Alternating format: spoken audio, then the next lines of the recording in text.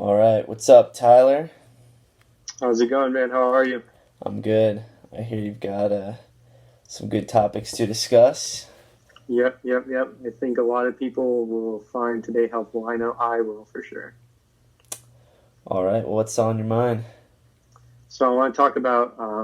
You work with a lot of high school athletes who I imagine have really fast metabolisms, and they're playing lacrosse. They're really active.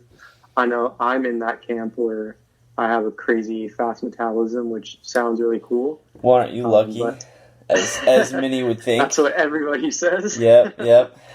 But it makes recovering properly really really difficult because I have to eat a massive amount of food. So I was wondering if you had some tips on your overall thought process on that. Why we need so much food? Like who needs this much food? And kind of like going into like logistically, like what are some good solutions, especially for young people like myself, where inexpensive and it's convenient and doesn't take hours to eat that much. Yes, this is a great question, great topic. I do get asked this question a lot, not just from my high school athletes, but also my college athletes and even some of my pro athletes. Um, Eating a lot, especially for people with fast metabolisms. Um, so there's a few different strategies we can implement with this. But first, let's discuss the importance of eating and eating a lot, eating enough, really. Um, a lot's kind of relative based on what you have been or are used to eating, right? And what I usually find, especially if I'm just starting to work with an athlete or a program, uh, they're not used to eating enough calories, period. And by enough, I mean enough calories to help them not only recover and perform optimally, but to maintain their body weight as is currently. Most of them are, if lucky, usually I get on average 3 meals a day. When I ask the question, I'll have athletes, everyone raise their hand, and when I say a number of meals per day that you eat, keep your hands raised, and if we pass that, put your hands down. So everybody obviously starts with their hand up. Who eats 1 meal a day, right? You usually everyone. 2 meals, You hope. mostly everyone. 3 meals is where I see a few hands drop. That's alarming right off the bat. 4 meals is when a lot of hands drop. Most are not even getting to 5 meals, let alone 6. And to clarify, these meals don't have to be like a sit down 2, 3 course type dinner style meal. I really just classify, and I tell them I classify a meal is just anything macro and micronutrient dense foods, snacks, whatever it might be. So, for instance, if you it's like a protein shake, right? That would be a part of a meal. If it's like cheese and crackers with some grapes, if that's snack, that's also like a meal. I would classify that as a meal. I would prefer that meal to be bigger, but I understand. Yeah. Most people don't think of like snacks as meals, or they think a meal has to be huge, True. I right? definitely think that. And I look at it more from meals as in portions that I eat throughout the day. So one portion, maybe breakfast or lunch or dinner typically are bigger portions, bigger meals, and snacks would be smaller meals. Where I just look at the overall amount of food that I consume in a day, whether I break that into 5 meals, 7 meals, 4 meals, 6 meals, whatever it is. All right. Now, getting back to addressing the issue of not many athletes really hitting enough calories daily. And I know we've discussed this in the past about what happens when you don't eat enough. Your performance diminishes, and as you mentioned, your recovery rate also decreases, right? And a lot of these athletes, especially in high school and college, and other athletes that just want to put on weight in general, whether or not their metabolism is fast or normal, aren't eating enough, period. And if you're not eating enough to really maintain, let alone grow, you're going to have issues, especially long term, with your performance. So what I do is like I'll assess, okay, what are these meals that you're eating? How many meals are you eating? And then try to get more of like a caloric value to get a guesstimate of how many calories they're currently eating and what their metabolism is used to, and what their demand is physically, how many calories are they burning. And then from there, we'll put together a plan and calorie goal each day and week to try to hit. And based on their progress, we'll adjust it. And the biggest thing that I find with most of these athletes is almost right off the bat, they're like, wow, that's a lot of calories. That's too many calories. I don't know. I can't eat that much. And whether it's a 500 to 1,000 calorie difference than what they're used to, it's an eye opener. And the best thing is when they actually are eating that much, across the board, they notice a difference in their physical performance, how they're feeling, how they feel just throughout the day, their energy levels throughout the day, let alone their performance and their ability to recover, and their quality, size, and strength they're putting on. And that's awesome. That's what I love. That's why I tell them you got to invest in the process, trust the process. Everybody hears that, and it'll pay off. And this is the example. Now, to get to the question of how do we get to that many calories if they're not used to eating it, right? So there's a couple little tricks that I have that I've implemented for myself in the past and still to this day, as well as with a lot of my athletes, is honestly, first, it just starts with in what you start eating within each meal. What I mean by that is, let's say as an example, we might have like, one of my favorites might be like steak, sweet potato mash with a little cinnamon, my fave, and some broccoli and a salad, right?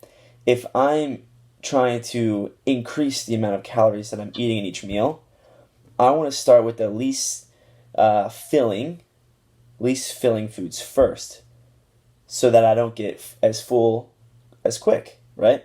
So for instance, I'll start with that sweet potato mash, right? Get those quality carbs in, and then from there I'll work on like the salad and the broccoli and then the steak. This way, eating the salad or the steak first might fill me up a lot quicker. And like, I'm full. I don't want to eat anymore. Yet I still have a third of my plate left that I need to hit. Right? Exactly. So it's like what you eat on your plate in like a specific order can help. Exactly. Typically, the best order would be like your healthier, like fats, the least satiating, least filling, and then your simple carbohydrates, and then your more complex carbs, and then your proteins. In that order goes from least to most filling, right? So if you're trying to gain weight, you want to start with the least filling foods first, work your way to the most filling. If you're trying to lose weight, it would be the opposite. You start with the most filling and work the opposite so that you do get full and you don't overeat. That's really interesting. I've never heard that strategy. That's really cool. Yeah, it's one that most people don't even think about, right? Yeah. You just think, eat it. Exactly. And it's just like that simple little trick, just knowing that, now I can make and implement. That's an easy implementation right there.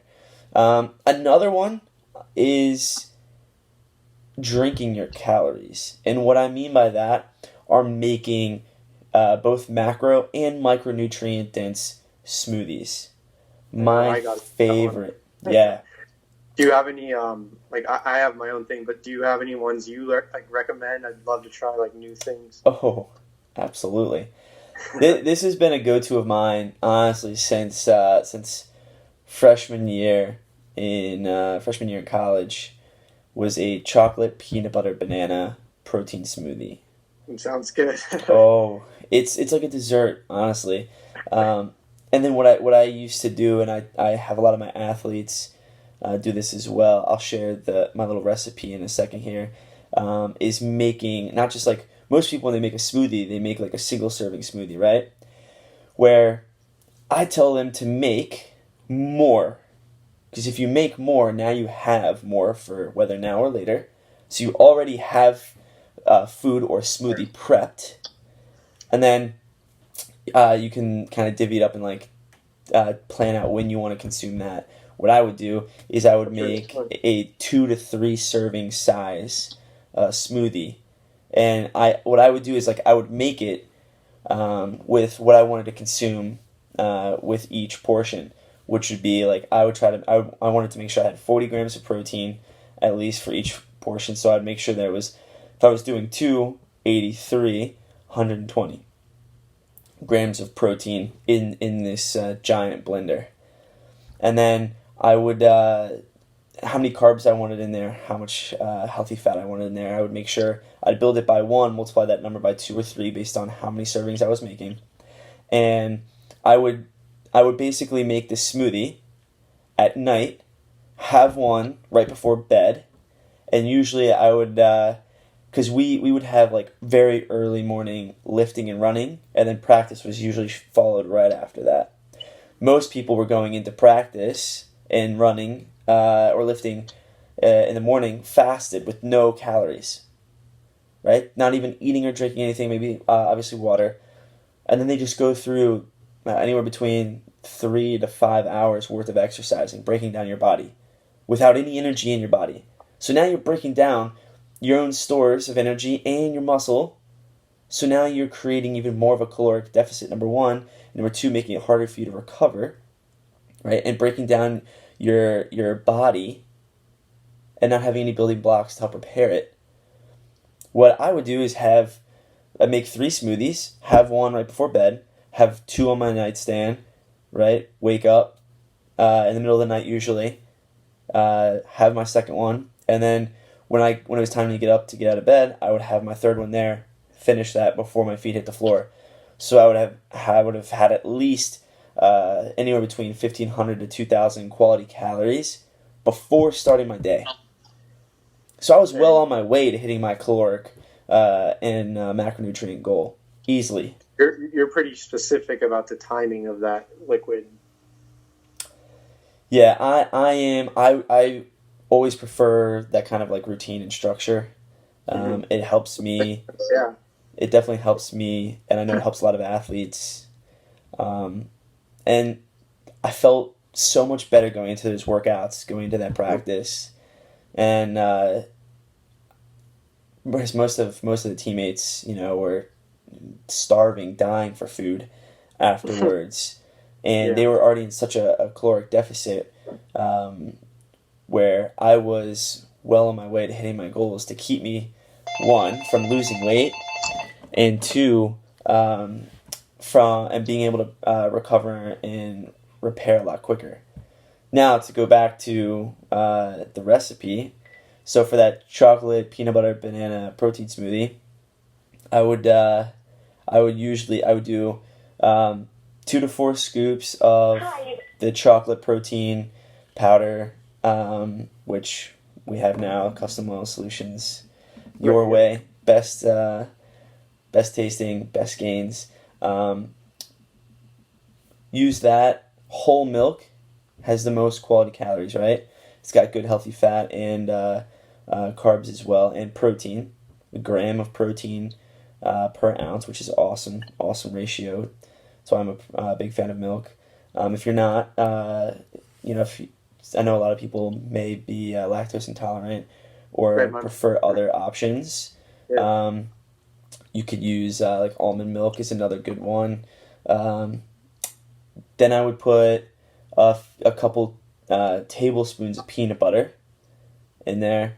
About half a cup of like dry steel cut oats for more complex carbohydrates, slower digesting, plus a good amount of fiber in there as well. And then a banana. And I would even throw like some dark chocolate chips in there as well. A lot of good antioxidants, more quality calories there. Ice, blend it, drink it, and boom, gains. There you go. There you go. Yeah, that's definitely really interesting. I mean, I've been doing the liquid thing for sure, but I've never thought about like why don't I make more servings of it so I have it later. And I really like the idea too of like having it like right before you go to bed because you're about to be fasted for essentially 8 hours or so. Exactly. Definitely two things I'm going to try out for sure. Yeah, and to go back to what you just mentioned about like not even thinking about making more than one serving, right? And that doesn't just go with smoothies. That goes with meals. And to that point, there's two other tips that I recommend is when you're making food. It could be anything, whether you're making, like rice and chicken, whether you're making PB&Js, which I love, whether you're making snacks on the go, like in between class, before or after, like practice, stuff like that. Make more than one so that you always have more food readily available. Second topic, or yeah, second tip is when you go out to eat or you're ordering food anywhere, get 2 servings, get 2 of them, or get 2 different meals, one for now and one to take with you later, so that you don't find yourself later like, oh, I'm hungry, I wish I had something quick, or I need something quick, but I don't have anything prepped or ready. Well, instead of going that time without it, now you have something. Or if you like when you go into the like the cafeteria, or the dining hall, and you're grabbing food to eat there, get like a to-go box, or if you can bring Tupperware or whatever, and get some stuff to bring back to to your dorm or to class or something with you, so you always have food ready to go, so that you don't or less likely to miss meals and stuff. Yeah, I think that was something I was definitely guilty of. Like I would go to the gym, you coach class or a session, and then I'd work out, and before you realize it, you're like 3-4 hours without eating, and then that like those calories when you have to eat a ton, they add up at the end of the day, and then you have like an impossible mission ahead of you to eat like a ridiculous amount in a small time. Yes, so that totally makes sense. Be prepared, like have food with you. 100%. 100%. All right. That was a great question. And there's a lot of good information there. I think will definitely benefit a lot of athletes. If there are more questions about this topic, please let us know. We'll be sure to answer them. All right, LFG.